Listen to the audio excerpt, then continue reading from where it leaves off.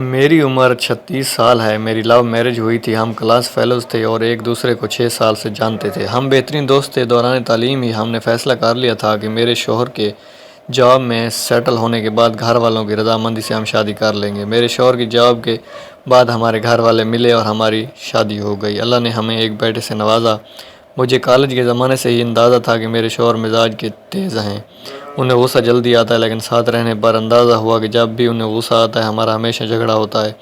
مجھے ہمیشہ یہ فیل ہوتا تھا کہ وہ مجھے کنٹرول کرنے کی کوشش کرتے ہیں۔ جب بھی جھگڑا زیادہ ہوتا میں اپنے بچے کو لے کر میکے چلی جاتی۔ میرے میکے والے مجھے سہارا دیتے، تسلیاں دیتے کہ اس نے تمہیں کیا لاوارث سمجھ رکھا ہے۔ میری بہنیں فون پہ میرے شوہر کو بے نقط سناتیں۔ بہرحال صلح صفائی ہو جاتی اور میں گھر آ جاتی، لیکن یہ بات ہم دونوں جانتے تھے کہ ہم دونوں ایک دوسرے سے پیار کرتے ہیں اور میں اپنے شوہر کو کبھی بھی نہیں چھوڑنا چاہتی، لیکن ہر جھگڑے کے دوران انہیں یہ ضرور کہتی کہ اگر مجھے چھوڑنا ہے تو چھوڑ دیں۔ مجھے علم ہے کہ یہ سب میں صرف اپنی انا کو بلند رکھنے کے لیے کہتی تھی۔ ایک بار ہمارا جھگڑا اتنا بڑھا کہ انہوں نے پہلی بار مجھ پہ ہاتھ اٹھایا اور گھر سے باہر نکال دیا۔ میں سیدھا اپنے میکے گئی۔ میرے گھر والے مجھے لے کر سیدھا پولیس اسٹیشن گئے۔ میرے شوہر اریسٹ ہو گئے۔ سسرال والوں نے مجھے کیس واپس لینے کے لیے کہا۔ میرے شوہر نے مجھ سے معافی مانگی اور کہا کہ آئندہ یہ سب نہیں ہوگا۔ میں نے کیس واپس لے لیا اور واپس اپنے گھر چلی گئی۔ 3 ماہ بعد ہمارا پھر سے جھگڑا ہوا اور میں ہمیشہ کی طرح بچہ اٹھا کر اپنے میکے چلی آئی۔ 2 دن بعد مجھے خبر ملی کہ میرے شوہر ہسپتال میں ہیں۔ میرے گھر والے نے مشورہ دیا کہ مجھے انہیں دیکھنے جانے کی کوئی ضرورت نہیں، بلکہ میری بہنوں کا کہنا تھا کہ یہ سب ڈرامہ ہے، تمہیں ایموشنلی بلیک میل کرنے کے لیے۔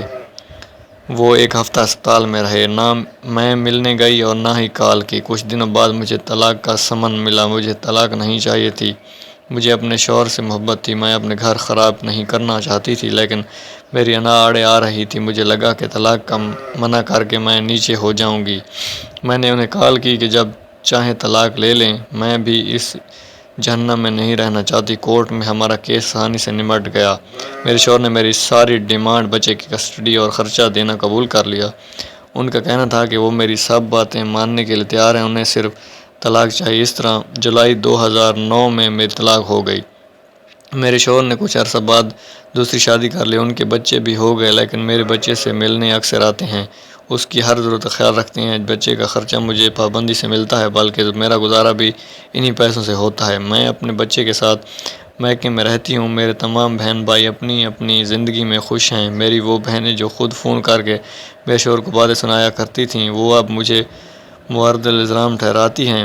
مجھے اب احساس ہوتا ہے کہ میں اپنی شادی بچا سکتی تھی اگر میں نے ہر بات میں دوسروں کو نہ انوالو کیا ہوتا۔ کبھی کبھی ہمارے خیرخواہ ہمیں ڈبوتے ہیں۔ میں ابھی بھی یہ نہیں کہہ رہی کہ میرے شوہر یا میری غلطی نہیں تھی، لیکن ہمارے جھگڑے اتنے بڑے نہیں تھے جن کی وجہ سے طلاق لی جاتی۔ یہ میری درخواست ہے سارے کپل سے کہ جہاں تک ہو سکے اپنے معاملے خود نمٹائیں۔ آپ کا خود سے بڑھ کر کوئی خیر خواہ نہیں۔